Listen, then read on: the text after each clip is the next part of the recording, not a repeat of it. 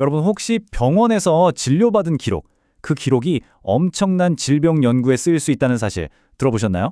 오늘은요, 환자의 개인정보는 아주 안전하게 지키면서 동시에 우리 모두의 건강을 위한 거대한 비밀을 푸는 열쇠, 바로 이 의료 기록 익명화에 대해서 한번 깊게 파고들어 보겠습니다.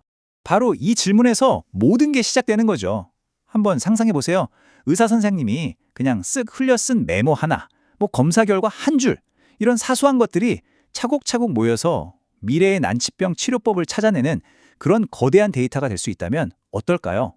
와, 정말 엄청난 잠재력이 숨어 있지 않나요? 오늘 바로 그 이야기를 해보려고 합니다. 자, 그래서 오늘 우리가 함께 따라가 볼 길은 이렇습니다. 먼저 의사의 노트에 도대체 어떤 보물이 숨어 있는지 보고요. 그 다음엔 이걸 어떻게 안전하게 만드는지 그 익명화라는 과제를 살펴볼 겁니다. 그리고 규칙 기반과 모델 기반 이 두 가지 방법을 비교해보고 시스템 성적은 또 어떻게 매기는지도 알아볼 거고요. 마지막으로 이 모든 게 결국 어떤 발견을 위한 데이터가 되는지 그 큰 그림을 확인해 보겠습니다. 자, 그럼 첫 번째 열쇠부터 같이 찾아볼까요? 바로 병원 컴퓨터 어딘가에 조용히 잠자고 있는 의사들의 그 숨겨진 노트입니다. 이게 뭐랄까 정해진 양식 같은 건 없어요. 하지만 바로 여기에 진짜 중요한 정보들이 가득 담겨 있다는 거죠. 우리가 생각하는 그런 체크박스 체크하고 정해진 칸에 딱딱 맞춰 넣는 그런 서식이랑은 완전히 달라요. 그냥 의사 선생님이 진단하면서 남긴 메모, 엑스레이 같은 영상 판독 결과처럼 아주 자유롭게 쓰인 글 있잖아요. 바로 이걸 자유형식 텍스트라고 부르는데 여기에 진짜 알짜배기 정보가 다 숨어 있는 겁니다. 연구자들 입장에서는 이거야말로 진짜 보물창고나 다름없죠. 자, 그런데 이 엄청난 보물창고를 열려면 아주 중요한 과제를 먼저 해결해야만 합니다. 그게 뭘까요?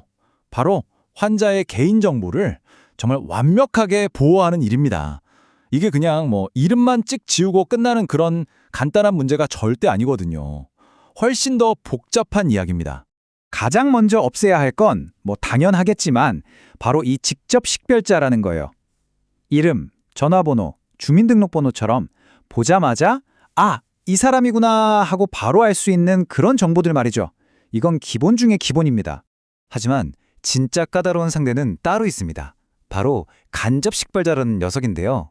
이게 뭐냐면 예를 들어 나이나 우편번호 이런 거 하나만 딱 놓고 보면 누군지 전혀 알 수가 없잖아요.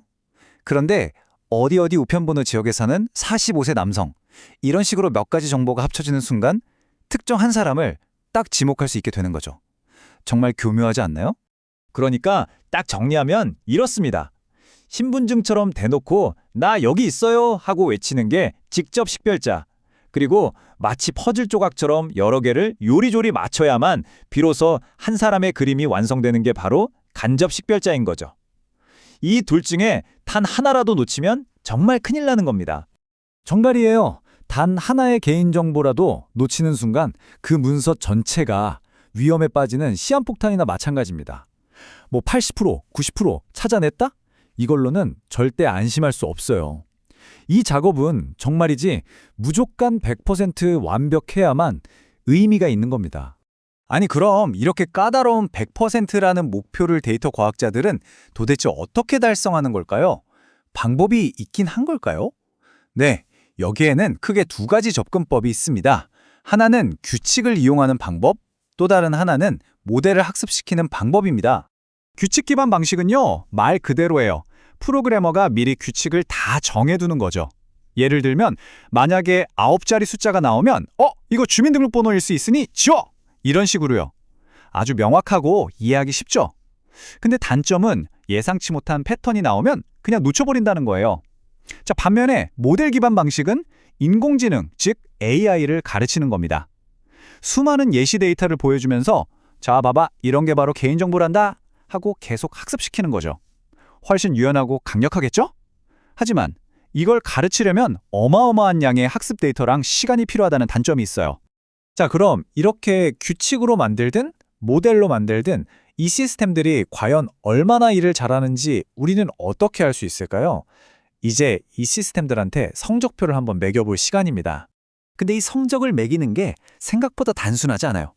왜냐면 바로 이 딜레마 때문인데요. 여러분 생각은 어떠세요? 개인정보를 혹시라도 놓치는 게 더 나쁠까요? 아니면 연구에 꼭 필요한 유용한 의료 데이터를 실수로 지워버리는 게 더 나쁠까요?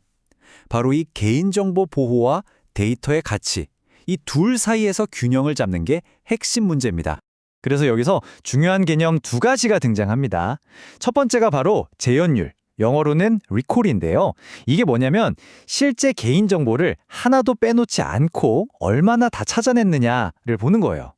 비유하자면 물고기를 잡을 때 아주 넓은 그물을 던져서 단 한 마리도 놓치지 않으려는 것과 같아요. 그러니까 이 재현율이 높을수록 개인정보 보호는 더 철저해지는 거죠. 아주 중요하겠죠? 그리고 그 반대편에 있는 개념이 바로 정밀도, 즉 precision입니다.